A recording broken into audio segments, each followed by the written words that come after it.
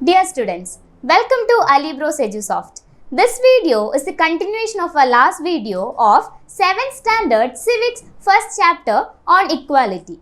Let's continue the topic. Casteism even existed in educated and urban population too. People had experienced discrimination on different kind of matters like religion, place of birth, caste, creed, etc. Here, rights of lower class are completely broken. It's an autobiography named Judan, a Dalit's Life, written by Om Prakash Valmiki. He is a Dalit writer. In his autobiography, he said that he had faced many different kinds of discrimination from his childhood itself. He had to sit away from others in the class and that too on the floor. The man or the Om Prakash ran out before reaching the spot he sat on. When he was in class 4th, the headmaster asked him to sweep the school and the playground. He writes in his autobiography that the playground was very larger than his small physique could handle, and in cleaning it, his back began to ache. His face was covered with dust. Dust had gone inside his mouth. The other children in his class were studying and he was sweeping. Headmaster was sitting in his room and watching him. He was not even allowed to get a drink of water. He swept the whole day. From the doors and windows of the school classrooms, the eyes of teachers and the boys saw the spectacle. These are the experience he shared in his autobiography named Judan, a Dalit's Life. Next is recognizing dignity. When persons are treated unequally, their dignity is violated. The dignity of both Om Prakash Valmiki and Ansari, as I said before, was violated because of the way in which they were treated. By picking on him and making him sweep the school because of his caste, Om Prakash, schoolmates and teachers hurt his dignity badly and made him feel as if he was less than equal to all other students in the school. Om Prakash and the Ansari do not deserve to be treated like this. They deserve the same respect and dignity as anyone else.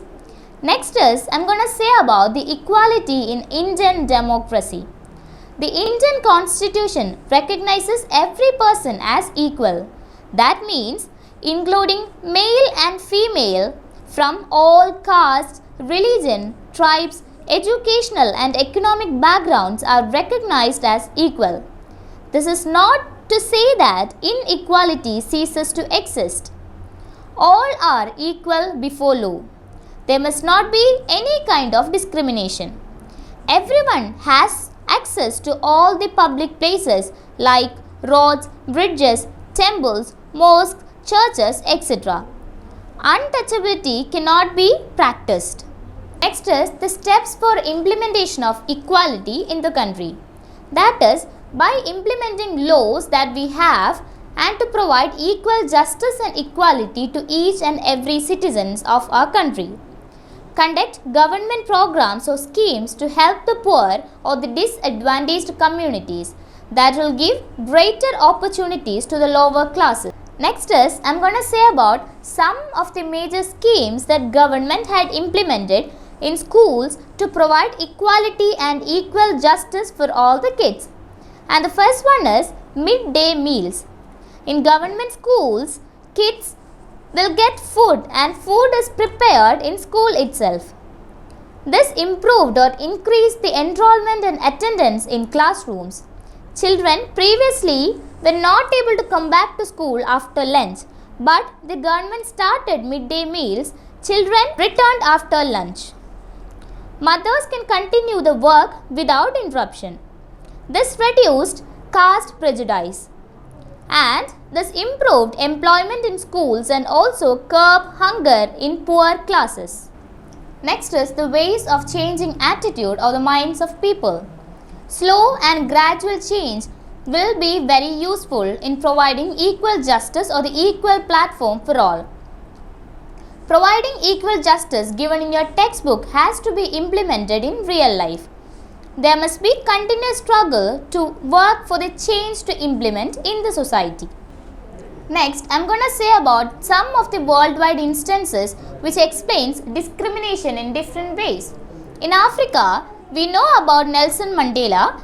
He fought for right of the blacks. His autobiography is Long Walk to Freedom. In his autobiography, he has quoted different instances at which he and the blacks in his place experienced discriminations. Next is USA. In USA, African Americans were considered as slaves. They were brought from Africa for doing works in the public places, and they will not be provided any kind of seats on the public places. There were a woman named Rosa Parks. She started civil rights movement. She refused to give seat to a white person in a public place. She started Civil Rights Act on 1964 to protect the rights of the African Americans. There will be some of the challenges ahead for providing equal justice for individuals. First one is struggle for recognition of all the persons as equal. Next is struggle for dignity should be maintained. Each and everyone's dignity should be maintained by treating each and everyone the same. So, here in this chapter, the chapter completely aimed to create awareness in the society to give equal justice and equality to each and every citizen in our country, and changing the term equality from the textbooks to implementing it in the real society and igniting the minds of students to give equal justice to each and every one of our country. Okay students, this is the end of our chapter. For more doubts, please contact to this email ID. Thank you.